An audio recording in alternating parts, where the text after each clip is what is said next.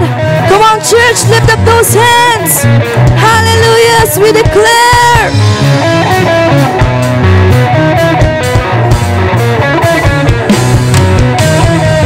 Lord, I want to give you praise. Accept my offering, accept my offering. I lay my life as a living sacrifice. Accept my offering, accept my offering.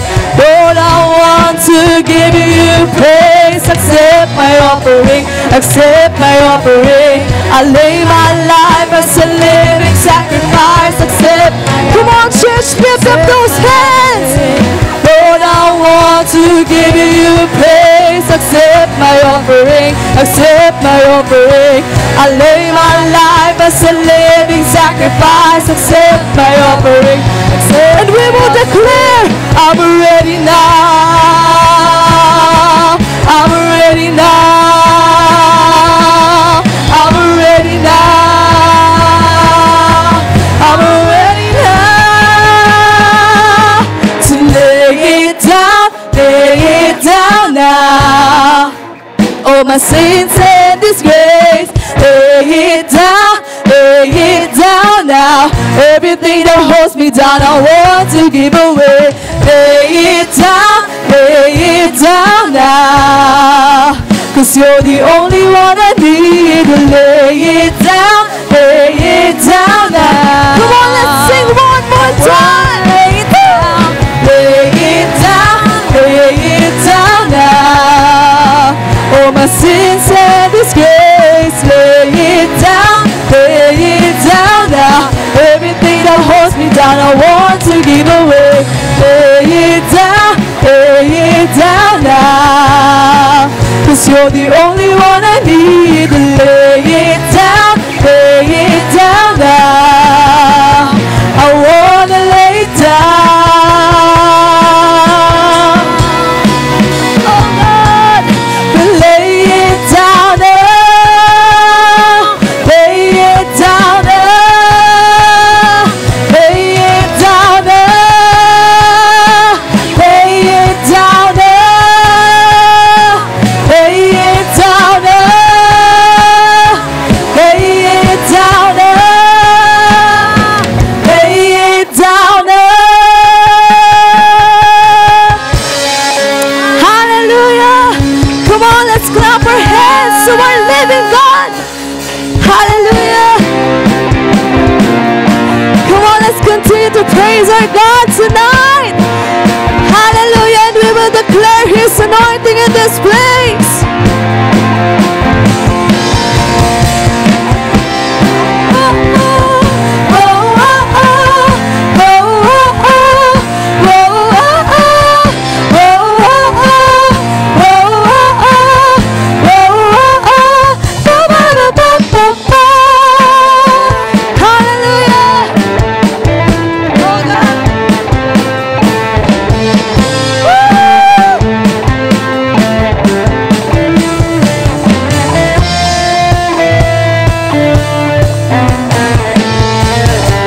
Anointing overcomes the power of limitations.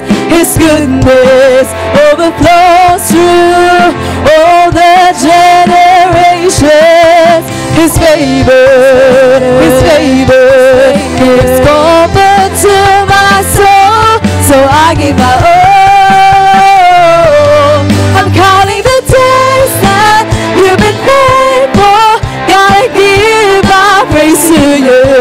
I'm counting my blessings, no more stressing, 'cause you move like you always do. So I stand up, take my place as a child of God. I'm counting the days that you've been faithful. Gotta give my praise to you. In every season, His provision, more than enough. His forgiveness gives freedom. Chains are falling down. His favor gives comfort to my soul. So I give my all.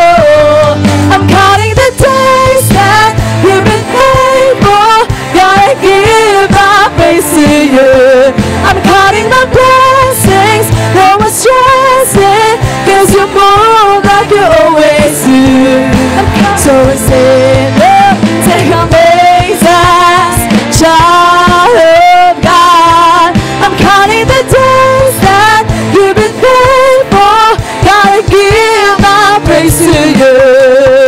Hallelujah! Can we clap our hands? Hallelujah! Alam ko may ilalakas pa yan para sa Panginoon eh. Can we clap those hands? Ha! Ha! Ha!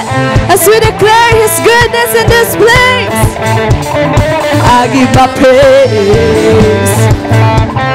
I give my praise. I give my praise. I give my praise. I give my praise. I give my praise. I give my praise. I give my praise. Let's declare I give my praise to you. I give my praise to you. I give my praise to you. I give my praise to you.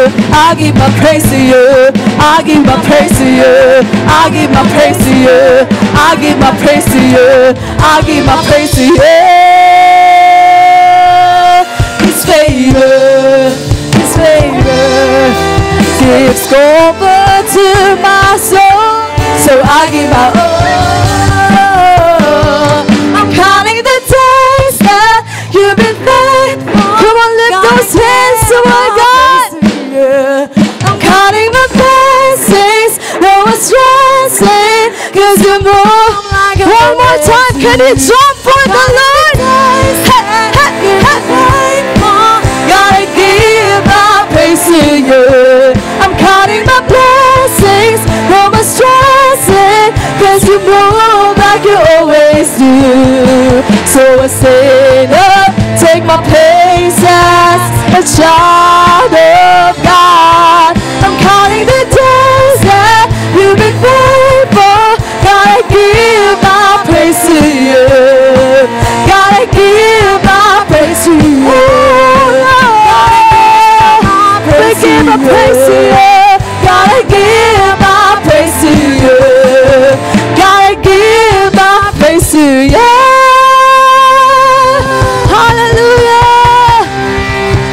Oh God, we give our praises to you, Lord. We give our worship to you, Panginoon. Hallelujah, hallelujah. Oh God, oh Lord. We praise your name. We declare your goodness in this place, God.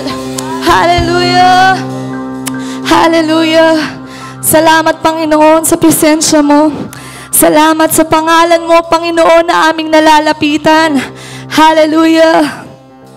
Hallelujah. And as we continue to worship your name tonight, Panginoon, hayaan mong buksan mo ang aming puso, ang aming isipan, na maunawaan namin ang presensya mo, ang pagkilos mo sa aming kalagitnaan ngayong gabi, Panginoon. And as we continue to worship our God that we bring to you in His Word, it says in 2 Samuel 15 verse 21, as the Lord lives, and as my Lord the King lives, surely wherever my Lord the King may be, whether for death or for life, there also your servant will be. Oh God, tonight, sa gabing ito, hayaan natin na ang declaration ng puso natin ay sumunod lamang sa Panginoon. Oh God, wherever you lead, there I will be, Panginoon. Nandun kami sa tabi mo. So God, we trust you. We trust your name. We trust you, oh God. Oh Lord.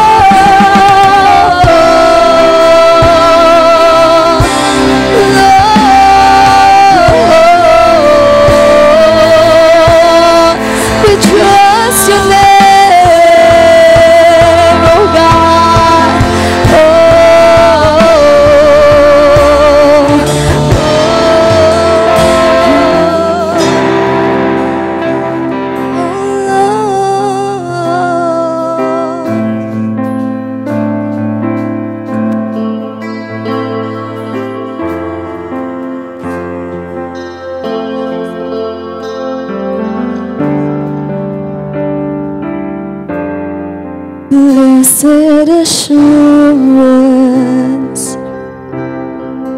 Jesus is mine.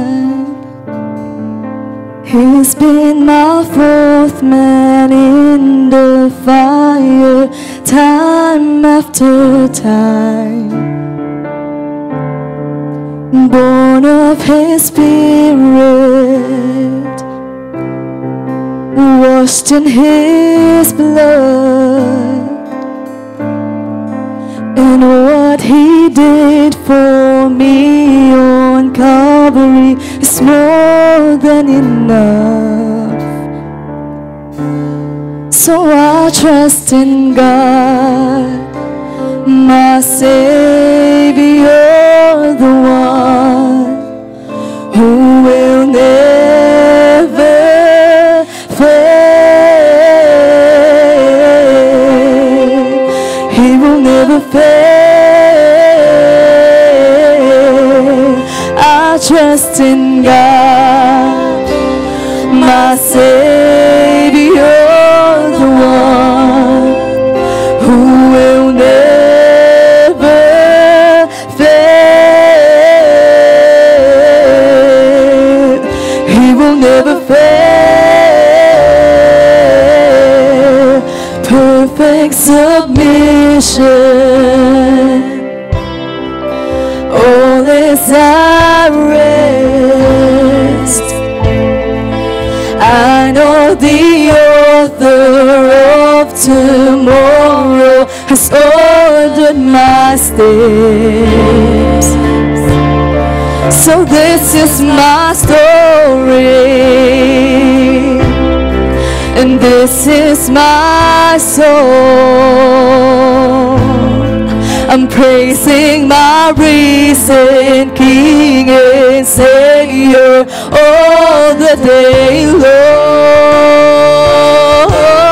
So I trust in God, my Savior, the one who will never fail. He will never fail. Trust you, God.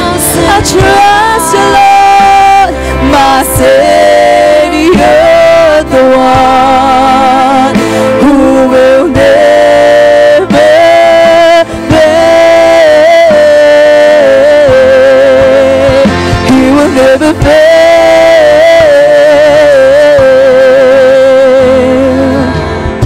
Oh Lord, you never fail me, God. Fail me, Lord. So we trust you, we trust in your name.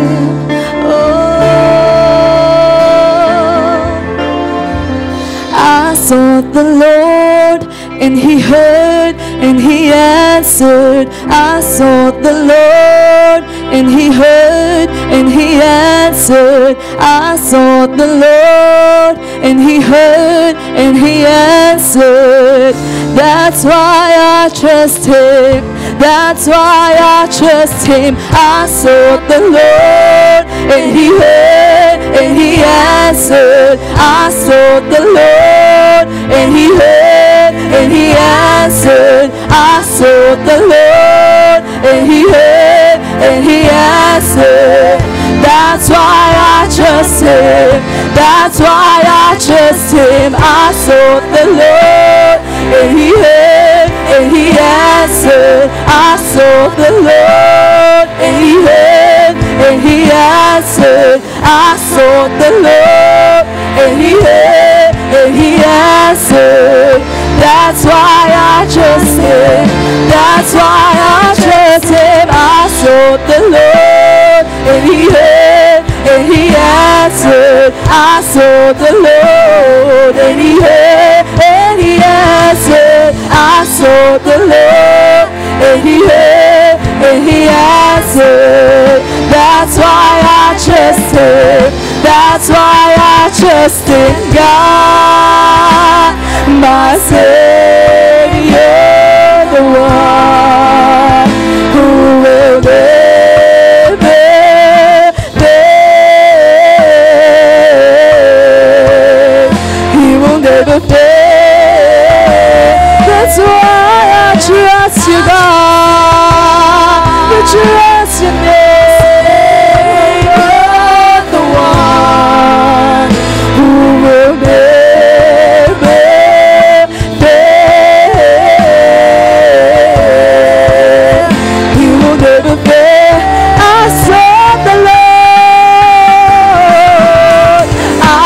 sought the Lord, and He heard, and He answered. I sought the Lord, and He heard, and He answered. Oh, I sought the Lord, and He heard, and He answered.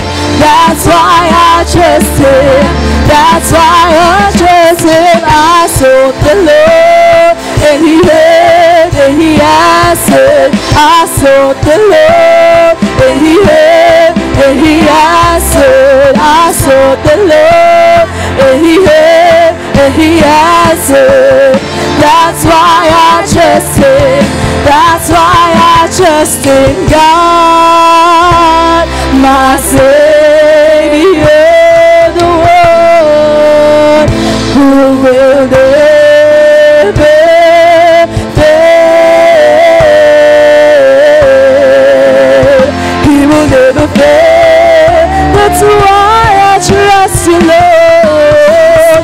God, my Savior, the one who will never fail.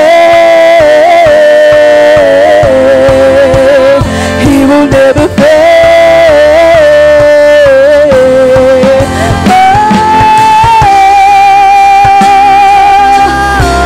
He'll never fail me,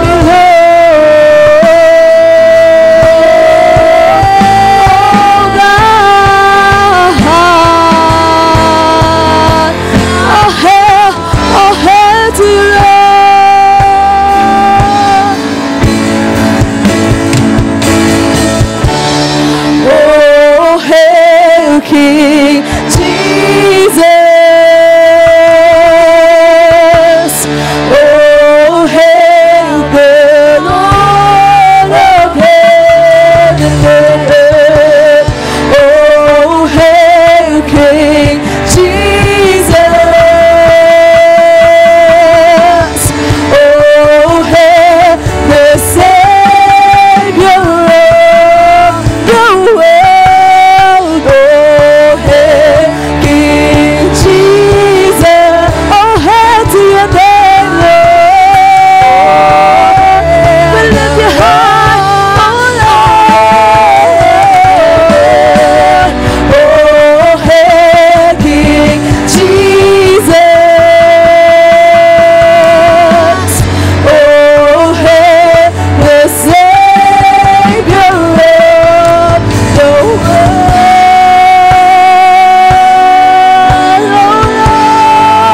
The Savior of the world. Oh God, we lift you higher, Lord. We lift you high, oh Lord.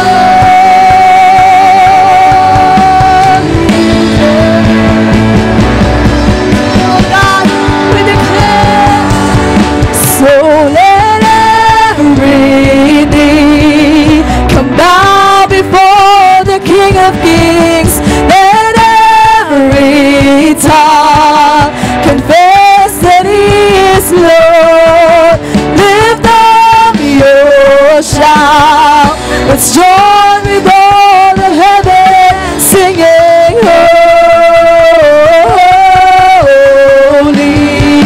We're singing holy. You are holy, Lord. Holy. You are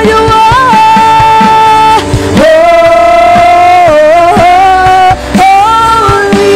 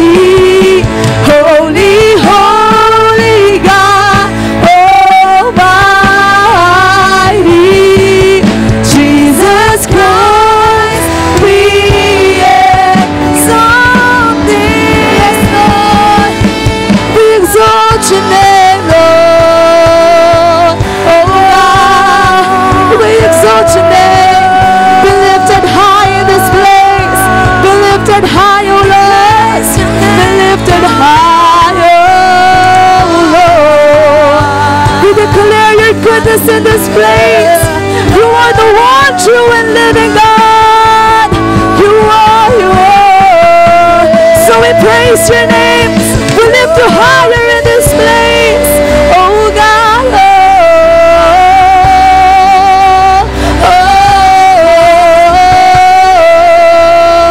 Hallelujah.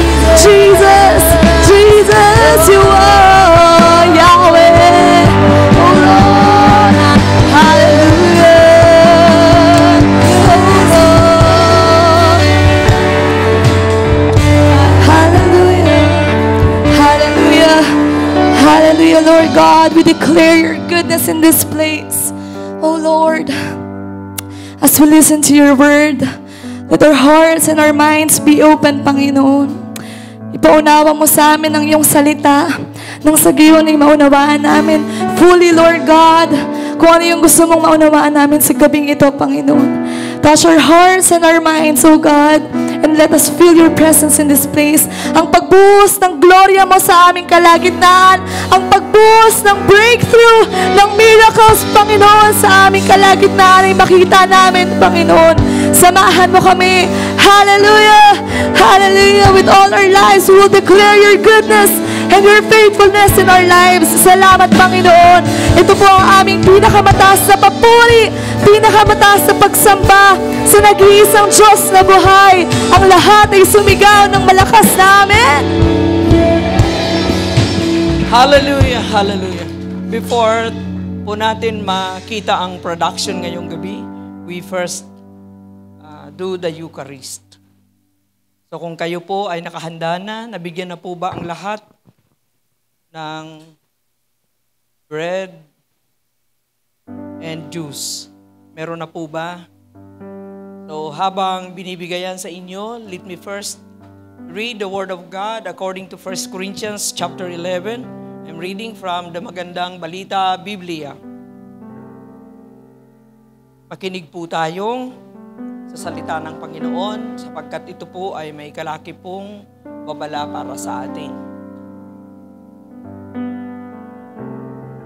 Ang sabi po sa unang aklat ng Korinto sa kabanata 11, talatang 23 hanggang 30. Ang sinumang kumakain ng tinapay at umiinom sa saro ng Panginoon nang hindi nararapat ay nagkakasala sa katawan at dugo ng Panginoon.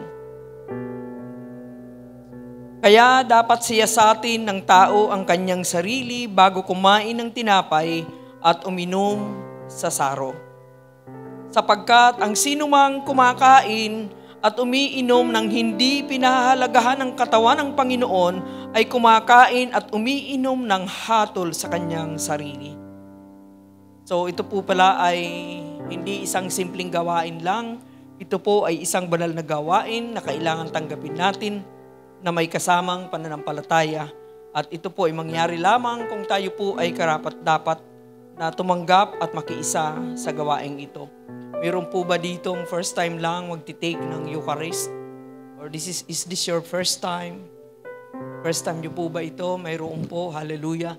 So, yung nagtaas po ng kamay ay mangyari pong sumunod po sa panalangin itong maiksi. Ito po ay pagpapahayag ng pananampalataya kay Kristo upang tayo po ay kanyang maging isa sa kanyang mga anak. Sumunod po tayo sa panalangin ito. Panginoong Jesus, ako po ay isang makasalanan. Hindi ko kayang iligtas ang aking sarili. Ako'y nananampalataya na si Jesucristo ay namatay sa cross para bayaran ang aking mga kasalanan. At sa oras na ito, humihingi po ako sa iyo ng kapatawaran sa lahat ng aking pagkakasala. At sa pamamagitan ng pananampalataya, binubuksan ko ang aking puso. At inaanyayahan kita, Panginoong Jesus. Ikaw ang aking Panginoon.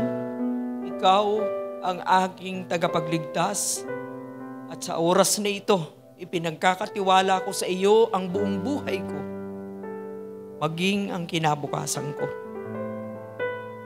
Maraming salamat po. Tulungan mo akong manatili sa iyong kalooban. Salamat sa kaligtasan. Sa ngalan ni Jesus. Amen. Amen. At ngayon, tayo naman ay manalangin para po ito sa ating mga sarili. Kung tayo ay nakagawa o meron tayong mga bagay na naalala na hindi na magiging hadlang sa ating pagpartake ng bread and wine, maaari po tayong dumulog sa Diyos na may kapakumbabaan at humingi po tayo ng kanyang kapatawaran, ng kanyang paglilinis. Panginoong Jesus, kami po ay lumalapit sa iyo na buong nagpapakumbaba. Ikaw na nakakakita ng laman ng aming mga puso. Ikaw ang nakakaalam ng aming mga pagkukulang. At kung ano man ang aming nagawa, kasalanan, maaaring ito'y lihim o hantad, alam namin o hindi rin namin nalalaman. Ano man ito, Panginoon, huwag mo pong pahintulutan na may hadlang sa aming pagganap sa banal na gawain ito ng banal na komunyon. Kaya patawarin mo po kami, Panginoon. Maraming pong salamat sapagkat pinanghahawakan namin ang iyong pangako. Panginoon, that if we confess our sins, you are faithful and just to forgive us. And so, thank you, Lord, for your faithfulness to forgive us. Thank you for your grace. In Jesus' name. Amen. Amen. At ngayon ay itaas na po natin ang tinapay. Sa pagpapatuloy ng pagbabasa natin ng aklat ng unang Korinto sa Kabanata 11, dito naman po sa talatang 25, ganito po ang sinasabi. Ito ang aral na tinanggap ko sa Panginoon at ibinibigay ko naman sa inyo, na ang Panginoong Jesus noong gabing siya'y ipinagkanulo, ay dumampot siya ng tinapay. Nagpasalamat at pinagpira-piraso ito at sinabi, ito ang aking katawan na inihandog para sa inyo, gawin ninyo ito bilang pag-alaala sa akin. Sabay-sabay po natin kainin.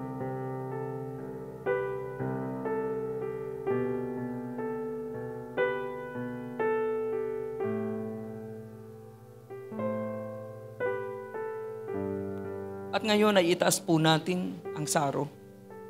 At ganito po ang pagpapatuloy ng salita ng Diyos sa talatang 25 hanggang 26. Gayon din naman, matapos maghapunan ay hinawakan niya ang saro at sinabi, ang sarong ito ang bagong tipan na pinagtitibay ng aking dugo. Tuwing iinumin ninyo at gagawin ninyo ito bilang pag-alaala sa akin. Sapagkat tuwing kakain kayo ng tinapay na ito at iinom sa sarong ito ay ipinapahayag ninyo ang kamatayan ng Panginoon hanggang sa muli niyang pagparito. Sabay-sabay po nating inumin. Tayo ay magpasalamat sa Panginoong Diyos. Amang banal, maraming salamat sa pribilehiyong ito na kami ay makabahagi sa banal na gawain ng komunyon. At dahil dito, Panginoon, kami po ay naririto na nakahandang sumamba sa iyo, magpuri at maglingkod. At nawa ay datnan mo kami na laging handa at nagmamahal sa iyo at naglilingkod sa iyo hanggang sa muli mong pagparito. Marami pong salamat sa ngalan ni Jesucristo. Amen. Amen. Palakpakan nga po natin ang ating Panginoong Diyos. Maaari na po tayong makaupo para po sa pagtatanghal ng unang bahagi ng Ruth. Kung kayo po ay nagbasa na ng lumang tipan, madadaanan niyo po ang isang aklat doon na ang pangalan po ay Ruth. Ang pagtatanghal po na ito ay dinadala sa atin ng Harvest Production Team. At atin pong panuurin na may kasama pong pananampalataya na tayo po ay nakakakita ng isang live na pagtatanghal kung paano po naganap ang kasaysayan ng buhay ni Ruth. Magandang gabi po.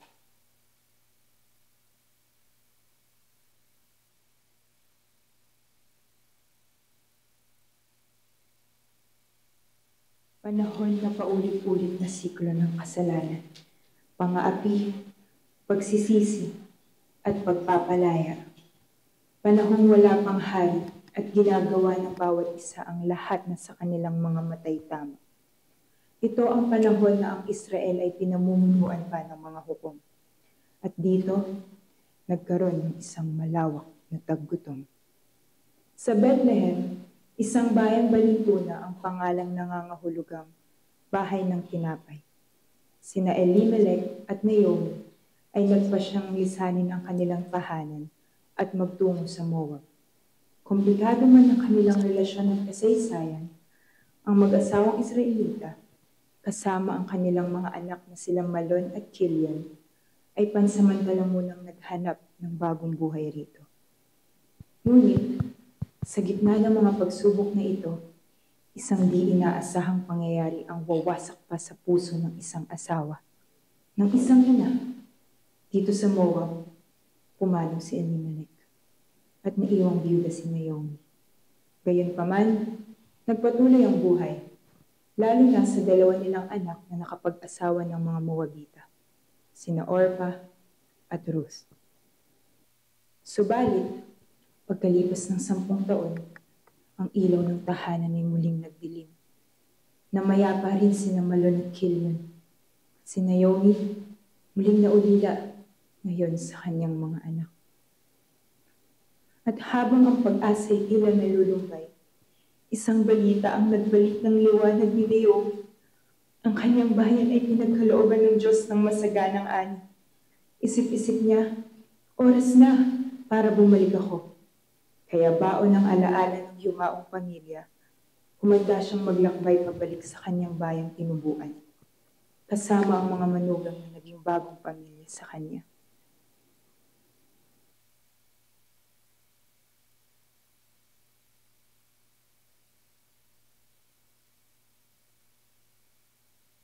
Ruth, Orpah, kung tutuusin, wala na ang aking mga anak na si Malon at si Kilian.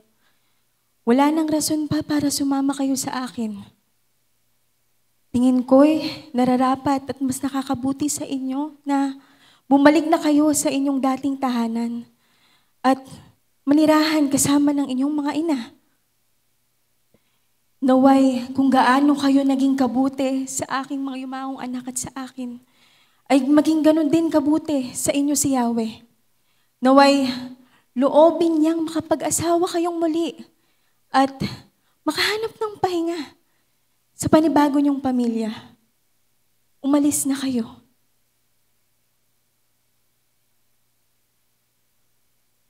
Di po namin kayo kayang iwanan. Dito lang po kami sa iyong tabi. Gusto po namin sumama sa inyo, pabalik sa inyong bayan. Mga anak, makinig kayo sa akin, mga anak. Matanda na ako. Kahit na makapag-asawa ako ngayong gabi mismo at magkaanak, tingin niyo ba maaantay niyo sila upang mapangasawa? Ha? Pinabayaan na ako ni Yahweh at ayokong madamay pa kayo sa aking kasawian. Makinig kayo sa akin at umuwi na kayo sa inyong mga magulang. Orpah, Ruth, makinig na kayo. Namin kayang iwanan. Mga anak, matanda na ako. Pinabayaan ako ni Yahweh. Sige na, Orpah. Sige na, Ruth. Orpah, makinig ka sa akin. Umuwi ka na. Sige na.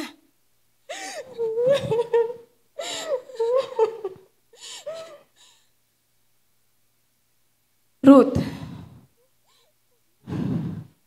Orpah, sandali. Ruth, makinig ka sa akin. Wala kang kinabukasan kasama ko. Sumama ka na sa hipag mo. Babalik na siya sa kanyang lugar, sa kanyang mga Diyos. Mas makakabuti yun sa iyo. Huwag niyo pong hilingin na iwanan ko kayo. Hayaan niyo po akong sumama sa inyo. Ruth, makinig ka sa akin. Bumalik ka na sa Moab. Sige na. Sumunod ka na kay Orpah. Kung saan man kayo pumunta, doon ako pupunta. Kung saan kayo tumira, doon din ako titira. Ang inyong bayan, ang aking magiging bayan. Ang inyong Diyos, ang aking magiging Diyos. Kung saan kayo mamamatay, doon din ako mamamatay. At doon na din ako ililibing. Parusahan na sana ako ni Yahweh ng pinakamabigat na parusa kung hahayaan kung magkahiwalay tayo. Maliban na lamang kung paghiwalayin tayo ng kamatayan.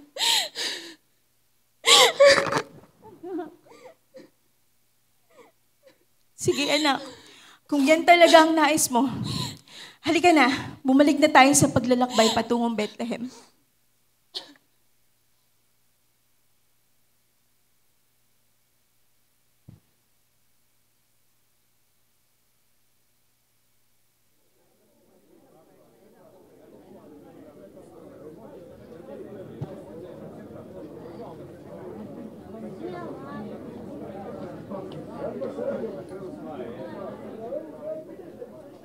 Mga kasama, di ba si Naomi yan?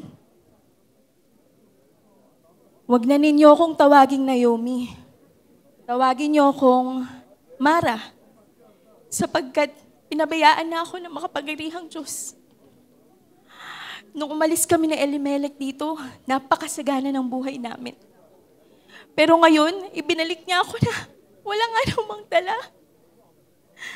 Ano pang saysay upang tawagin akong Naomi? Kung ang buhay ko naman ay puno ng bigati. Tara na, Ruth.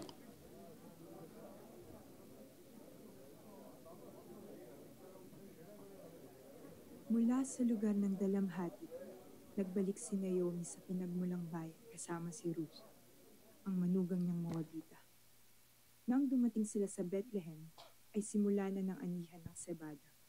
Isang panahong marka ng pagpapanibago at kasaganahan. Isang panahon para sa pagsigla ng bagong kabanata.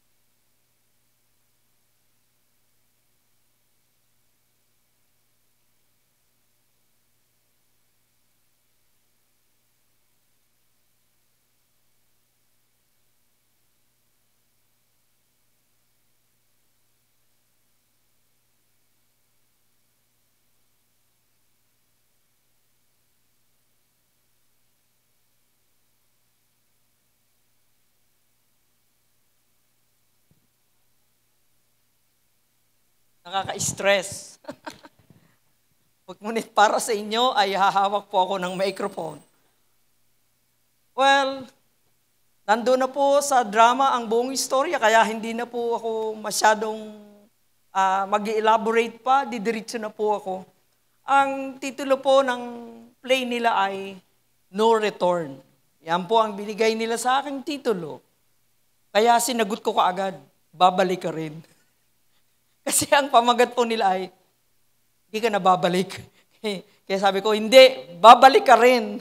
Yan po ang aking hihahatid sa inyo, na gaano man kapait ang nakaraan, gaano man kapangit ang nangyari sa buhay mo, gaano man nararamdaman mo na napabayaan na tayo ng Diyos, kung sa puntong ito ay hindi man ganon kalala ang ating nararamdaman, kung sa tingin mo ay hindi ka masaya sa buhay mo ngayon. I-level na lang natin sa ating kapanahunan. Kasi alam ko, marami na kayong pera. Amen ba? O, amen daw? Isa lang ang nag-amen, ang iba ayaw magkapera. Marami na ba tayong pera? Yon, dumami na. Natakot na hindi sila magkapera eh. Okay. So, tayo po ay dadako sa aklat ni Ruth sa chapter 1. Si Naomi, ang taang ibig pong sabihin ng kanyang pangalan ay pleasure. Yan. Masaya. Kaya sabi niya, wag niyo na akong tawaging masaya. Mapait na ang buhay ko ngayon. Hindi na ako happy. I'm bitter. Yan. So, ayan po ang bida ngayon, si Naomi. Si Naomi. Okay.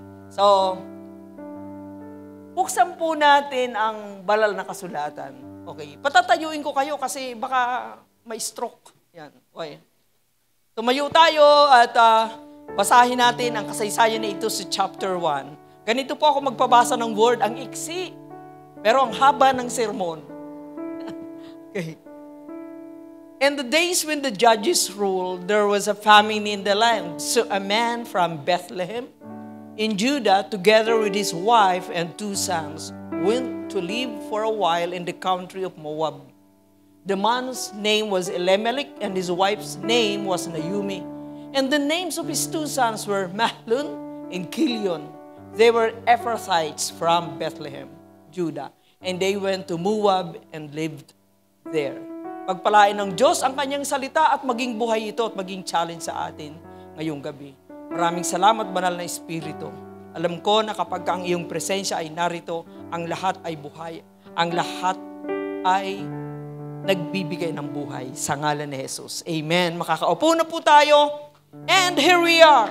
Hallelujah. The story is about 2 places, Bethlehem and Moab.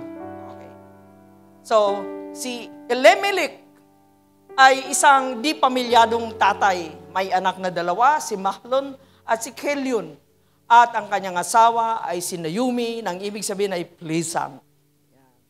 Masaya. Okay. At ang Bethlehem po, during the time na nandoon sila, naninirahan, okay na sila doon. Nagpapamilya, nanganak na ng 2, si Elimelech. May 2 na siyang anak at sa kasamaang palad, may dumating po na famine sa land.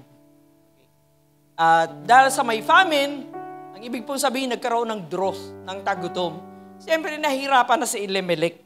At nabalitaan niya na ang Moab, kunyari ito ang Moab, ay siya na ngayon ang masagana. Nagkabaliktad. Originally, balik mo nga, balik. Andito pala sa akin, sorry ha. Balik natin yan. So, originally po, ang Bethlehem po, ang tawag po dyan ay House of Bread. Kaya po siya tinawag na House of Bread kasi talaga namang masagana ang lugar na yan.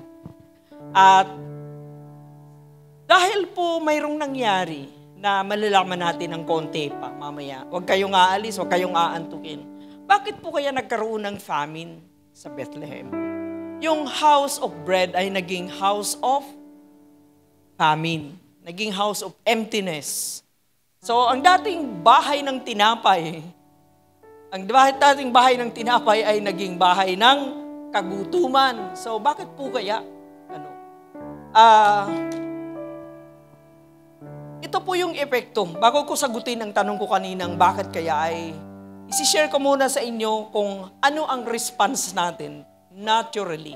Kapag tayo po ay nakakaranas ng kagipitan, ng tagutom, at kung ano-ano pang kalamidad sa buhay, pag nakaranas ka, anong ginagawa mo, kapatid? Di ba ang ginagawa mo ay, alis muna tayo dito, mag-abroad na lang muna tayo. Di ba? Parang ganon. Di ba? Mag-abroad tayo. Tagutom sa Pilipinas, mababa ang sweldo. Masyadong maraming trabaho pero ang liit-liit ng sweldo. Mahirap ang humanap ng trabaho kahit college graduate ka, hirap na hirap kang humanap ng trabaho. Mabuti pa sa abroad, magtulong na lang tayo, mataas pa ang sweldo kahit katulong lang. So, ganyan po ang ating mindset, di ba? So, nililisan natin ang problema at tinahanap natin ang lunas sa iba. Hindi muna natin tinitingnan kung ano ang dahilan bakit may suliranin tayo dito sa loob. Ito po yung nakita ko na kulang sa atin, sa mga Pilipino, yung tinatawag na reflection. Kulang po tayo ng reflection kung bakit tayo may problema. Ang nakikita natin ay ang mga naging dahilan ng problema kasi nagkaroon ng famine o kaya naman kasi ang tatay ko iniwang kami, kasi ang nanay ko tamad, ayaw magtrabaho, kasi ang mga kapatid ko may mga trabaho na ang dadamot, kasi hindi ako nakapag-aral, kasi ang dami nating tinitingnan. Pero but we fail to reflect. Mag-reflect tayo sa ating sarili. What happened to me? What happened to my family? What are we doing? Ginagawa namin. So, si Elimelech po ay normal po na kagaya natin na imbis na mag-reflect, agad-agad magdidesisyon, pumunta na tayo sa Moab. Kasi sa Moab, masagana daw doon. Ang Moab po ay hindi po yan magandang lugar. Ang Moab po, para Malalaman niyo po sa bandang dulo pa, ang Moab po ay isang bansa na nanggaling sa isang incestuous relationship between a daughter and a father.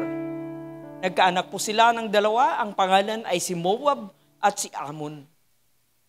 At si Moab po ay naging isang malaking bansa, ganon din si Ammon ay naging malaking bansa. Nababasa natin sa Bible, ang tawag sa kanila ay the Moabites and the Ammonites. And later po sila ay naging kaaway ng Israel.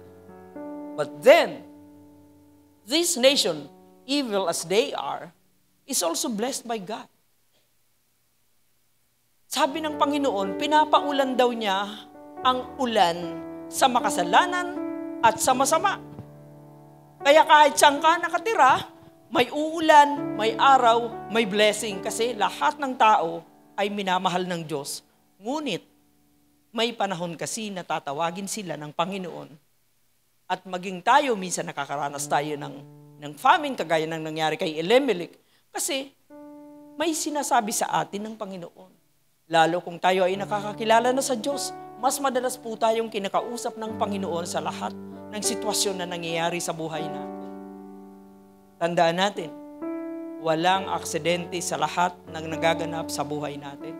Mula nung maliit ka pa, mula nung nasa sinapupunan ka pa, at hanggang sa naipanganak ka, hanggang sa ngayon, ang bawat yugto ng buhay natin, believe it or not, naroon ang Diyos. But it only has meaning for us when we come to know Jesus Christ. Doon lang natin naiintindihan, kaya pala ako noong araw, naging ganito ako, naging ganyan ako, kasi hindi ko alam, tatawagin pala ako ni Lord. Hindi ko alam, ngayon na born again ako. Saka ko naintindihan. Totoong-totoo po yan. Even I myself personally, if I will testify, I can say that from my mother's womb, I understand now. Bakit ako narito? Mula pa doon, sinusundan ako ng Panginoon, pero hindi ko alam. It only happens, and I came to understand after I become a born again Christian. Then everything comes to me like, parang ang bilis naintindihan ko, bawat araw may pinapaintindi sa akin ng Panginoon. Ganito po ang nangyari kay Elimelech. Ang sabi doon ay, pagdating ng Moab, okay, pagdating doon, maganda, nakapagtrabaho siya, gumanda ang buhay nila. Pero 10 years daw ang lumipas. Merong kalamidad na tumama sa kanila. Ano po ang kalamidad na tumama sa kanila? Namatay si Elimelech. Patay. Hindi ka nga gutom, namatayan ka naman. Nag-get siya ba? Now my husband died and she was left with her 2 sons. So, ang ginawa nung dalawa niyang anak, nag-asawa. Kasi wala na ang tatay nila, so kailangan magbuo ng pamilya, nag-asawa sila ng 2 babaeng Moabita. At ito po ay si Oprah at saka si Ruth. Hindi po sinabi kung sino ang napangasawa nila, pero lagi pong nauuna. Sino bang nauna sa One named Oprah and the other Ruth. And then Mahlon and Kilion. So if we match the sequence, pag minatch natin ng sequence, it was Orpah and Mahlon who got married, and Ruth and Kilion was also got married. But later, both died, leaving no sons and daughters. Pambira, namatay si Elimelech, naiwan ng 2 nag-asawa para magkaanak din. Ngunit bago pa sila magkaanak, namatay din silang parehas. What a misery. Kaya ang sabi po ng Biblia, ang sobrang naapektuhan si Naomi. Kasi sa kanilang panahon, ang maging byuda, walang asawa at walang anak, ang pinakamiserabling bagay na pwedeng mangyari sa isang babae. Na ang value nila sa kanilang kultura ay nasa kanilang asawa at mga anak na lalaki. Ganun po during the time of the judges. Can you imagine? Can you imagine kung ano ang pinagdadaan ni Naomi? Sobra ang kanyang pinagdadaanan. And dahil namatay na po ang kanyang asawa at ang kanyang mga anak, wala na po siyang value. Wala na, hindi na niya alam kung anong kanyang gagawin. Lalo na sa isang estranghirong lugar na kagaya ng Moab. Walang simpatya sa kanya doon. Ngayon, merong nagmarites. Uy, Naomi, hindi mo ba alam? na nakarecover na ang Israel. Abay, napakasagana naman ng Judah ngayon. Sila'y namamayagpag ngayon. Sila'y pinagpapala na ni Yahweh ngayon. Kaya sabi niya, babalik ako sa Bethlehem. Babalik ako sa house of bread. Iiwanan ko na itong house of famine. At nagpasya siya na umalis. Maaring hindi naman siya nagugutom doon, masagana pa din. Pero ano ba ang gagawin mo sa pera mo kung wala ang pamilya mo? Malungkot na bagay. Malungkot na bahagi ng buhay. Kung marami tayong pera pero nawawala naman ang ating pamilya. Isa-isang nagiging adik ang ating mga anak. Ano bang gagawin natin, mga kapatid? Anong gagawin natin kung unti-unti nang nawawala ang tamis ng pagsasama? Anong gagawin natin kung tayo'y marami ng pinagdadaan? Ganun po nangyari kay Naomi. May pagkain, may pera, pero nawala ng pamilya. Masakit, di ba? Ang mawala ng pamilya. So, mahalin natin ang ating pamilya. Kung meron pang natitira sa ating pamilya, mahalin natin, buuin natin, pangalagaan natin. Higit sa lahat, dali natin kay Jesucristo. Yun ang pinakamagandang pamana na maibibigay natin sa kanila. Ang masisiguro natin na sila ay makakakilala kay Kristo sapagkat doon nagsisimula ang complete recovery. Yan po ang naging kalagayan po ni Naomi. Wala na si Elimelech, wala na si Mahlon, wala na din si Kilion. May provision, ngunit nawala ang kanyang relasyon. So,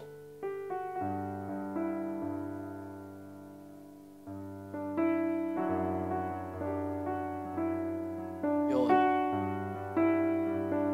Ganito po ang summary ng buhay ni Naomi sa Moab. Kahit saan man siya pumunta, parang sinusundan siya ng kamalasan. Meron po ba kayong narinig na kwentong ganyan? Parang kahit saan ka pumunta, parang sumusunod ang malas. Ang hirap nung ganun. Lumipat ka ng trabaho pero mas masahol pa dun sa inalisan mo. Nagpunta ka ng abroad, pero imbis na mabuo ang pamilya mo, nabaliktad, nawasak. Nagka-jowa sa abroad, nagkaroon ng kabit. Pag uwi dito, wasak na ang pamilya. O kaya naman, pagbalik niya dito, ang asawa niya may asawa ng iba.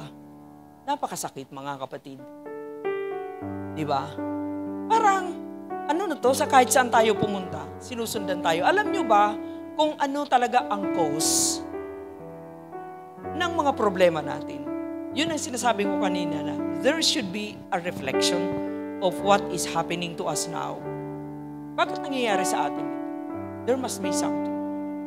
Kapag ka nahihirapan ang pamilya natin, tulungan po ninyo ang inyong mga magulang na mag-reflect. Please.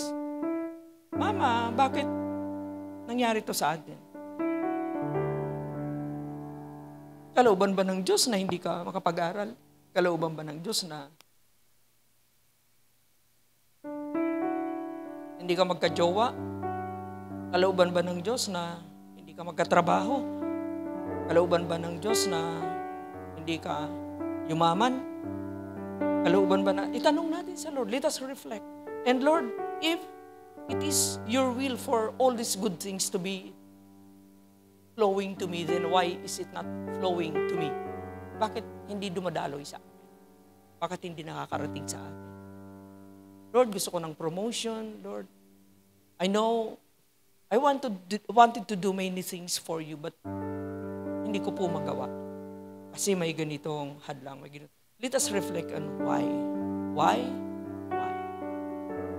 Let us reflect on ourselves, our relationship with God. Kasi ang susi po ng lahat, kagaya po ng kapanahunan ni Naomi, naganap po ang istorya ni Naomi noong in the days of the Judges. And if we reflect on the book of the Judges, meron po tayong matutuklasan sa book of the Judges. Ito po ang cycle ng book of Judges. Magkakasala ang Israel, parurusahan sila ng Diyos, Either by war, by famine, by drought. Yung po pala yun. And then, ang gagawin nila, magre-repent sila. So when they repent, pagka nagsisi sila, the Lord will forgive them and deliver them. Ulitin ninyo ang Book of Judges.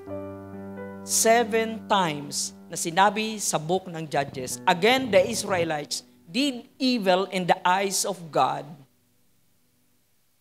Diba? So the Lord delivers them into the hands of their enemies. The Midianites, the Amalekites, the Philistines. Sino pa? Lahat na sabihin mo na doon, lahat po yan ay ginagamit ng Diyos upang paluin sila dahil sila ay nakakalimot sa Diyos. At pag na-reflect na po nila ang kanilang sarili, then they will repent and the Lord will deliver them and they will have peace and prosperity. But then the cycle, the vicious cycle will repeat. Magkakasala na naman sila and then the cycle returns. Pag ganun-ganon po, 7 times in the book of Judges, you read the story of Samson, of Jephthah, you read the story of Gideon, you read the story even of Joshua. Kahit na anong basahin ninyo doon, iyan lang lagi ang takbo ng buhay during the time of the Judges. And during the time, ipinanganak at nag-exist ang kwento na ito ni Elimelech at ni Naomi. At sa panahon na yun, kaya sila umalis sa Judah sapagkat Judah is under punishment of God. They are being oppressed. They are suffering famine. And lahat ng kamalasan nandoon sa kanila. So anong ginawa nila? Imbis na mag-reflect, na magsisi kung ano ang dapat gawin, ano ang dapat hingiin sa Panginoon, ano ang dapat ayusin sa Panginoon, lalayas, magpupunta ng Moab. Kaya pagdating sa Moab, na walang reflection, hindi naman nawala ang kanilang problema, nadagdagan pa, namatay si Elimelech, namatay si Malon, namatay si Kilion, at ngayon may pasanin si Naomi, empty. Wala na. That is our life. Ganyan po tayo. You know, church, ganyan na ganyan po ang buhay natin hanggang ngayon. We don't reflect. We don't go before God and ask God, Lord, what I am going to do? Ano bang dapat kong gawin? Di po ba? Dapat po ganun ang refleksyon natin sa ating mga sarili. Hanapin natin. Alam niyo, kapag ako bilang isang pastor, ganyan din ang ginagawa ko. Kapag nakakaranas ako, hindi ko nagugustuhan. Lumalapit, Lord, anong gagawin ko? Anong nangyari sa akin? Bakit saan ako nagkukulang? And that is why, with the best of my ability, hinahanap ko kung ano ang gagawin ko. Hindi ako basta mabubuhay na lang araw-araw na hindi ko muna iisipin, Lord, ayoko ng ganitong sitwasyon. I want some movement in my life. I want to progress. I want to move on. Di po ba? I want to be happy. I want other people to be happy. I see something happening here and good things happening there. Pero anong gagawin ko, Lord? Dapat may gagawin ako. Ang tawag ko po doon ay reflection. And good for Naomi. Nagpasya po siya ng tama. Sabi niya, it's time to return. Alam niya ang kanyang deliverance at ang kanyang peace ay nandoon sa keyword na yon. Return to me. Dapat babalik ako. Ganun lang naman po tayo. Ano man ang hindi ka satisfy ngayon sa buhay mo? You're suffering something inside, emotionally, financially. Are you not satisfied today with what is happening in your life? Isa lang naman ang simple dyan. Ang gagawin natin ay ito lang. Mag-reflect. It's time to return. Return to the altar of God. Hindi po ba? Do something. Do something. Lord, babalik ako sa iyo. Pagpalain mo ako, hahakbang ako ng isa. Lagi kong sinasabi niyan. Ang unang hakbang sa iyo. Kasi pag hindi ka humakbang, hindi gagalaw si Lord.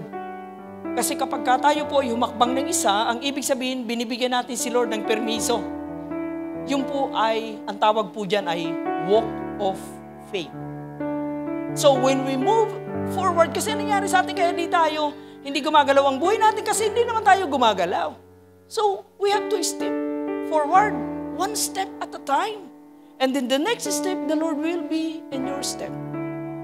Lord, hindi ko kayang gawin to, pero today, tatapangan ko, magdidesisyon ako, gagalaw ako.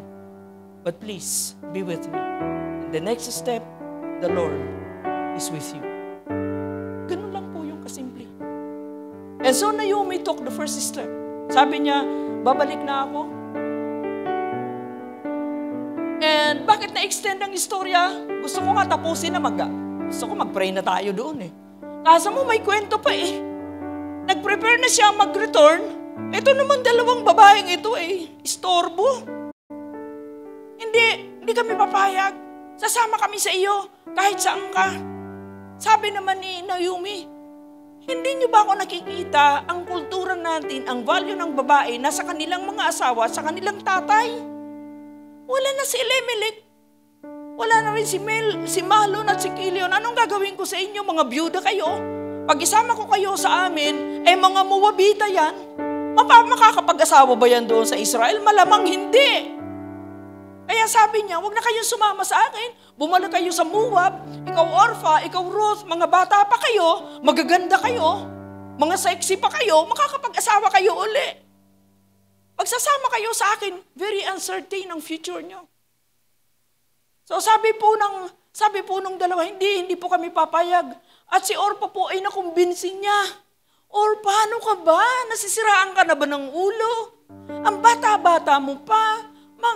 Magkakaasawa ka pa, magkakaanak ka pa, magkakapamilya ka pa. Sasama ka sa akin, anong ibibigay ko sa iyo? Wala na akong anak, byuda na nga ako. Bitter na nga ako ngayon. Iniwan na ako ni Yahweh. Wala na akong grasya kay Yahweh. Wala na. Minsan meron tayong pananaw na ngayon. Wala na. Iniwan na ako ng Diyos. Wala na akong pag-asa. Hindi ko na masusolve ang problema. Minsan ganun tayo. Pero sabi po ng Biblia, sabi ni Ruth, hindi po ako talaga aalis. Hayaan niyo na po si Orpha. Pero ako, hindi ako aalis. Ito po yung confession of faith. Ito yung, alam nyo kung sino ang bumalik talaga na unang bumalik? It's Ruth. Si Ruth po ang unang bumalik sa Diyos. Hindi po si Naomi. Sabi ni Ruth, be it far from me that I will abandon you. Your God will be my God. Your country will be my country. Where you live, I will live there. And where you die, I will die there. Siya po yung unang na-born again. Pero by the way, bilib ako kay Naomi. Napakagaling na mentor ni Naomi. Sino kaya dito ang Naomi? Gusto kong gawin siyang profile ng isang mentor ng C2S. Isipin mo, yung dalawang yung gustong sumunod sa kanya, meron grabe sabi ko, grabe mag-mentor si Naomi. Sabi nila, ano bang dating ni Naomi? Malambing, matapang? I don't know, but as far as I can see in the text, Naomi is a very good mentor. Isipin mo na sa pamamagitan ng kanyang modeling, ng kanyang mentoring, si Ruth ayaw nang umuwi sa Moab. Si Orpha nag-second thoughts nang umuwi sa Moab. Di ba? Ang galing. Nauna pong na-born again, si Ruth.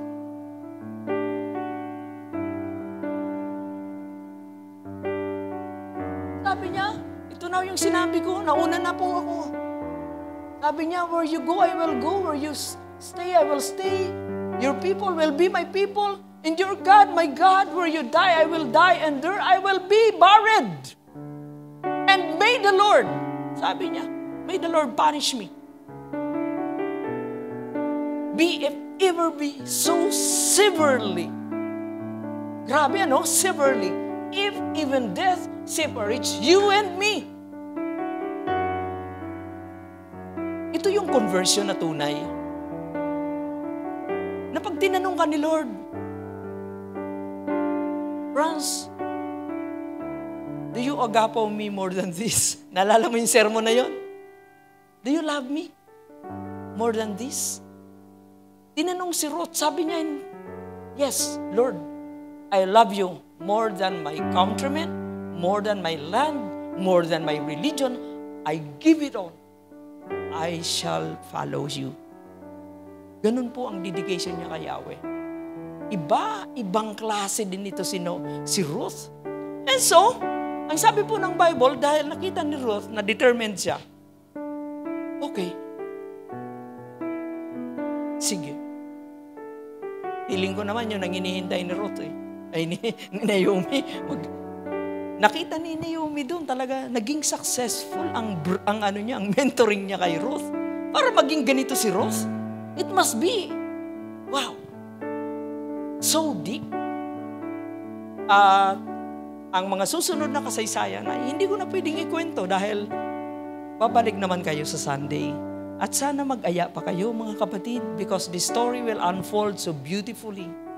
Pero hanggang dito lang po tayo ngayon sa istoryang ito ni Ruth na nanumbalik kay Yahweh. Hindi niya kilala si Yahweh, naririnig lang niya kay Naomi. Pero ngayon, personal na nararanasan ni Ruth. At alam na natin ang kasunod na kwento. Kung hindi niyo pa alam, sa linggo ng gabi, ganitong oras ay bumalik kayo at maririnig ninyo kung ano ang nangyari kay Ruth pagkatapos ng kanyang conversion. Patapos po na siya ay tinanggap niya si Yahweh sa kanyang buhay. Ano po ang nangyari kay Ruth? Hallelujah. So ngayon, putulin natin ang kwento dito pero hindi po natin puputulin ng basta ganun na lang. Panahon na para manumbalik tayo sa Panginoon. Mentors, panahon na para manumbalik. Alam mo, araw-araw kailangan nating manumbalik kay Lord. Bakit hindi? Ang mente nyo ba ay mayroong nabahaginan nyo ba ng faith na kagaya ng faith mo na kahit mamatay ka, hindi mo ipagpapalit si Kristo? Kung hindi po ganun ang mga mente natin, ang ibig sabihin, we're still failing behind. Isang pinagpapalit po natin, di ba? Imbis na bumalik tayo kay Lord, nagmamatigas tayo, ayaw nating sumunod sa batas, ayaw nating sumunod sa mga patakaran, nalulungkot po ako. Kailangan natin ng maraming returnees sa church, lalong-lalo na sa mga manggagawa. Where can you see a revival night with only 2 singers? Why? Because people will not return to God. Workers doesn't want to return to God. Doesn't want to make a sacrifice.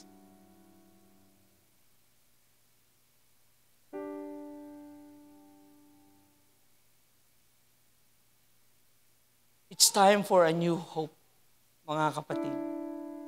It's time for us. Maybe we need more Naomis here. Kailangan po natin ng maraming Naomi. Shall we rise up?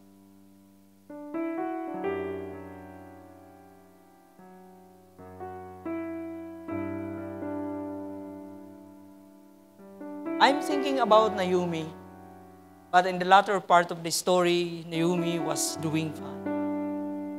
Nakita ko po, dumarating tayo sa punto na kagaya ni Naomi, sinasabi natin, Lord, have you abandoned me? Are you angry with me? We see people around us as, minsan ang tingin natin sa mga tao sa paligid natin, mga kontrabida, minsan ang tingin natin parang may mga sungay na, di ba? Pero the truth is, we are the one to return. Good for Ruth na nakita niya ang tindig ni Naomi, ang pananampalataya ni Naomi. Wala naman pong alam ang Moabita tungkol kay Yahweh. Saan nanggaling ang confession ni Ruth? Kay Naomi. It's coming from Naomi. It's not from anywhere else and anyone else. It's Naomi who mentored her. Ang lalim ng kanyang pananampalataya.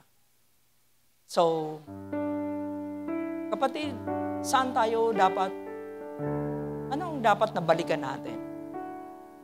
Maybe kailangan nating balikan si Lord. Maybe kailangan balikan natin ang altar.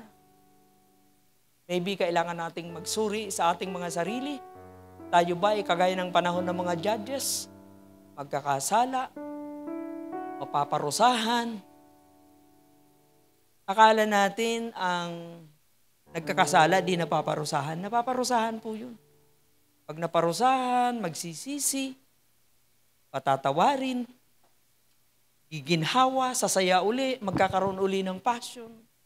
At pagkatapos magkakasala na naman, at pagkatapos mapaparusahan na naman,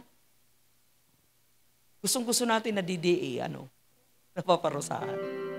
At pagkatapos, magsisisi uli, yan, patatawarin na naman, marirestore na naman, wala na, ubus na ang daliri ko. So ngayon pong gabi, ang challenge ko, baka may dapat kang balikan. Amen. Shall we worship the Lord? Tayo nga po ay sumamba sa Panginoon. Babalik ka rin. Ganun po lagi ang Panginoon sa atin. Babalik ka rin. Babalikan din natin kung saan tayo nanggaling, saan tayo masaya dati.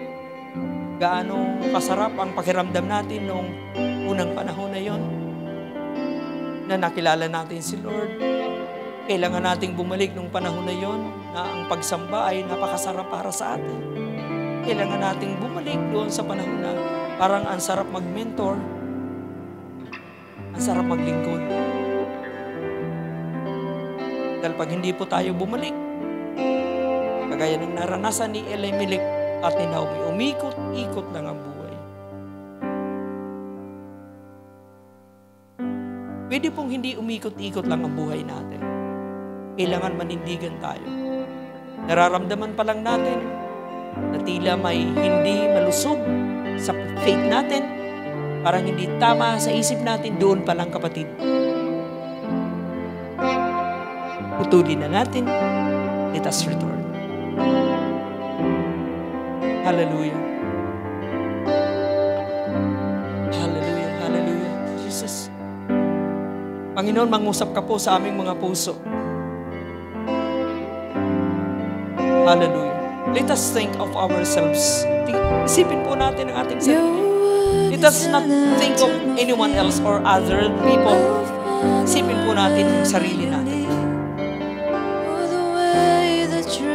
The life, now and always. Your spirit is lighting my path. I'll follow, there's no turning back. You're the way, the truth, the light, now and always. Your word is a lamp to my feet. I'll follow wherever you lead. You're the way, the truth, the light, now and always. Your spirit is lighting my path. I'll follow, there's no turning back. You're the way, the truth, the light, now and always. Oh Lord, your word is a lamp to my feet. I'll follow wherever you lead. You're the way, the truth, the light, now and always. Your spirit is lighting my path. I'll follow, there's no turning back. You're the way, the truth, the light, now and always.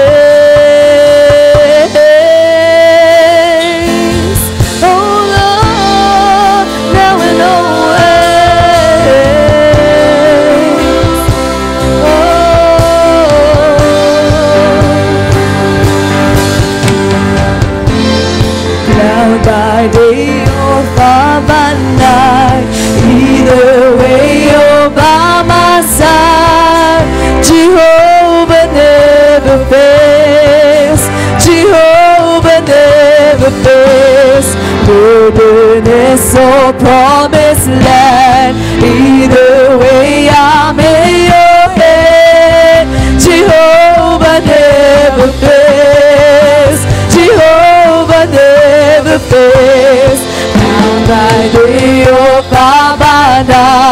Either way, you're by my side. Jehovah never fails. Jehovah never fails. Wilderness or promised land, either way, I'm in your hand. Jehovah never fails.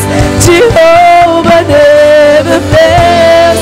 Cloud by day or by my night, either way, you're by my side.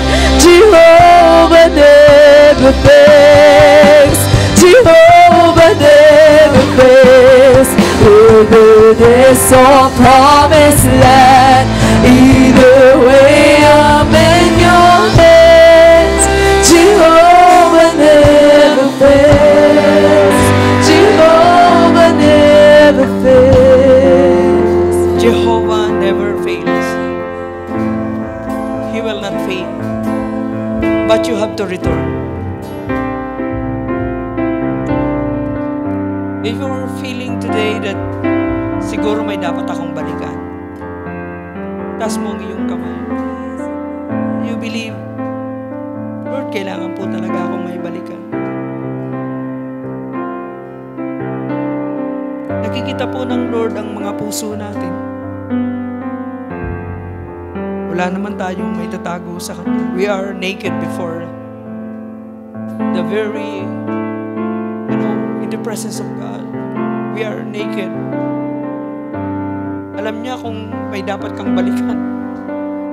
Hindi ka makakapaglihim. May dapat kang balikan.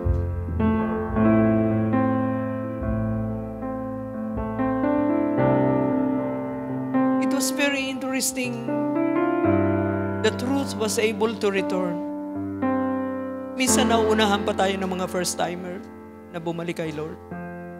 Nabalikan yung dapat nating balikan. Balikan ang ating passion. Balikan ang ating worship. Balikan ang ating service. Balikan ang ating pananalangin. Balikan ang ating pagbubulay-bulay, pagbabasa ng Biblia. Balikan yung pagbabahagi ng salita ng Diyos. Balikan ang mga mente natin na nagwawala na. At balikan ang mga nawawala na. Tutukan. Baka may kailangan tayong balikan sa ating sarili. Baka ang puso natin tumitigas na. Kailangan nating balikan kasi nagmamalaki na tayo. Baka kailangan nating balikan ang kapakumbabaan. Baka kailangan nating balikan ang kabanalan. Baka kailangan nating balikan ang kasipagan. Baka kailangan nating balikan ang mga dati nating ginagawa. Pag hindi tayo nagtutong bumalik, baka kahit saan tayo pumunta, susunod ang disgrasya. Baka pag di tayo nakabalik, kahit saan tayo pumunta, parang lalong lumalala. You know,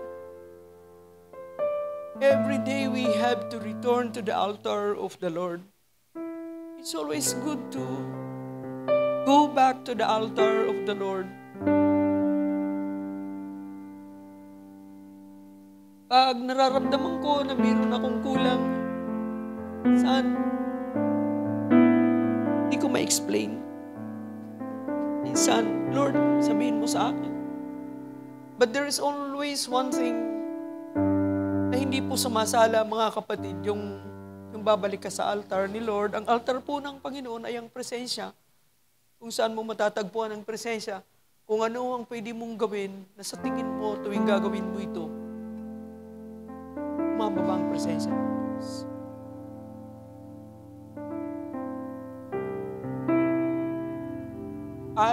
I have a practice of kneeling down. Lumuluhod. Bihira kasi natin gawin yun. Ang tamad nating lumuhod. Kaya pag nararamdaman ko, Lord, parang ang lulupit na nang naririnig ko, pero bakit pala hindi ako nakukonvict? Ako natatakot na ako.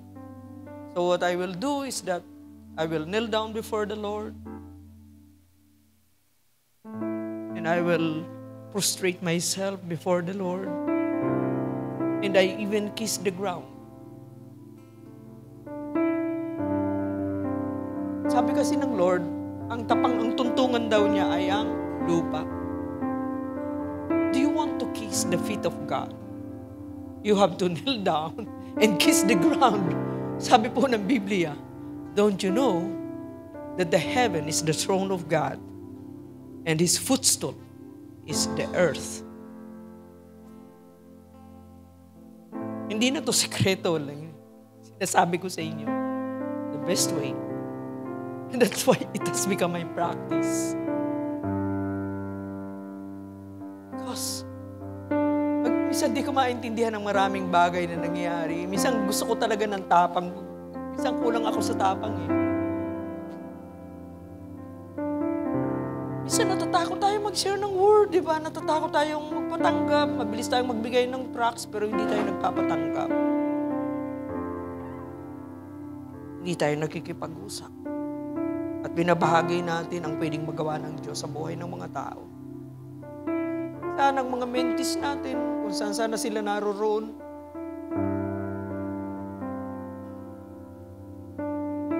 You know, when we fight the battle with bended knees, we are most victorious. Alam niyo ba yun? Kapag ang isang sundalo ng Diyos ay lumalaban ng nakatayo, madali siyang matalo. Pero ang sundalo ng Diyos, pag lumalaban ng nakaluhod, mas malamang ang panalo niya. Mananalo siya. Bakit? Wala ka ng laban, kundi ang Diyos na lang ang makikipaglaban sa iyo. May tao bang nakaluhod na pwedeng lumaban? Pag lumuluhod po tayo kasi, ang ibig sabihin, wala na akong magagawa, Lord. And so, from here tonight, my challenge to you is that you learn to bend your knees before God. It's the secret. And then when you bend your knees, do not bend your knees to someone else. Huwag niyong iluluhod ang sarili ninyo sa mga rebulto. That's a grave sin.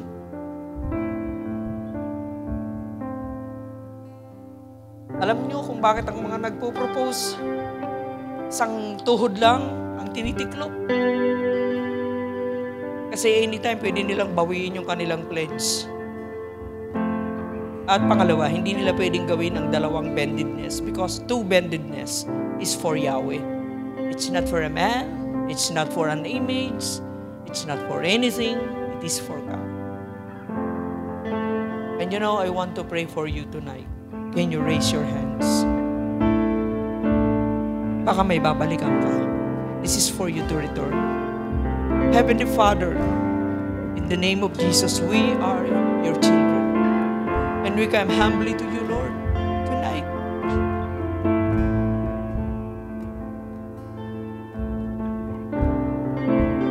Help us, Lord. Remind us, speak to us always, Lord, that we should return to the altar, that the secret of the altar is in our knees. Because you have said in your word, heaven is your throne, and the earth is your footstool. I am not even worthy to touch your shoulder or your hands. I am only worthy for your feet. That's what Mary Magdalene did. She prostrated herself before Jesus kasi alam niya, yun lang ang worthy na place para sa kanya. At ang sabi po ng Panginoon, wherever the gospel is preached, kahit saan ipangaral ang Ebanghelyo, ang babaeng ito, ang ginawa ng babae para sa akin, ay laging alalahanin sa buong mundo. Father God, in the name of Jesus, please help us and remind us that there's nothing that we can do na hindi mo kayang gawin para sa amin. So we would rather give it to you all. And please help us, give us wisdom and understanding, Lord, on how we can do better. Lord, anong gagawin ko? Anong gagawin namin? Anong gagawin namin sa buhay namin? Anong gagawin namin sa mga anak namin? Anong gagawin namin sa mga magulang namin? Anong gagawin namin sa trabaho? Lord, give us wisdom. Oh, please, Lord. Oh, please. Thank you so much, God. Kiniklaim ko, Panginoon, na sa gabing ito, bumaba ang iyong banal na Espiritu sa bawat isa sa amin.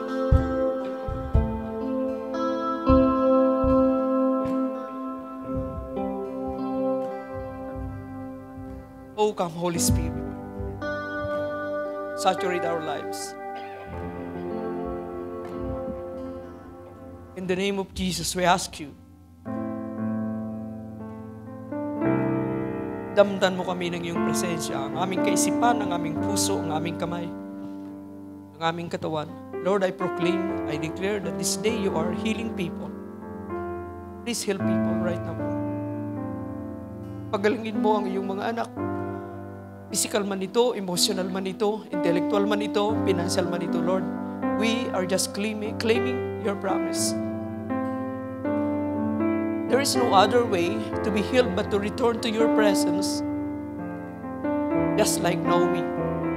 Her restoration has started at the moment that she decided to return. And praise God. Salamat, Lord, sa kwento ni Ruth. This woman,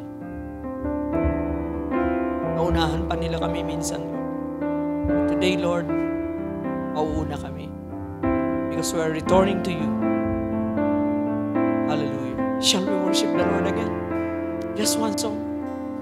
Before we go home, and before we pray, hallelujah.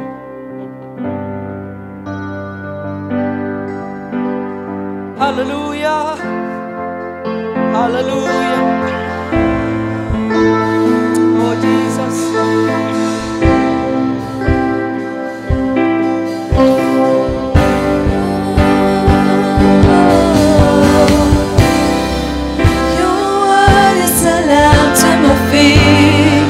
I'll follow wherever you lead. You're the way, the truth, the light, now and always. Your spirit is lighting my path. I'll follow, there's no turning back. You're the way, the truth, the light, now and always.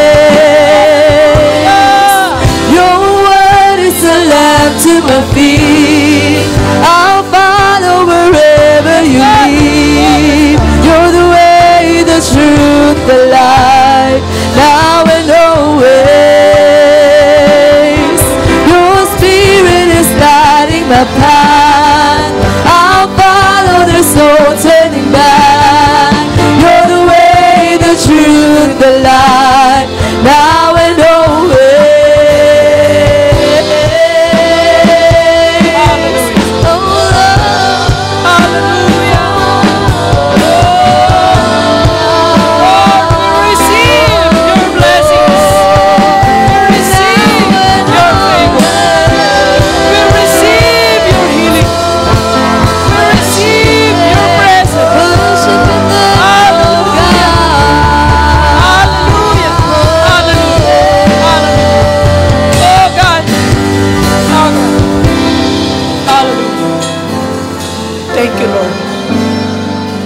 Panginoon, maraming salamat. Help us always, Lord, to walk in your presence. And this is our desire. In Jesus' name. Amen. Hallelujah. Amen. And now we are going to give our tithes and offering. And we wanted to say thank you, Lord. Lord, narito po ang aming mga offering. Inagkakalog po namin sa iyo bilang pasasalamat. Binibigay po namin ito sa iyo nang hindi napipilitin lang, kundi masaya ang puso sapagkat ikaw po ang unang nagkakaloob sa amin. Thank you so much, O God.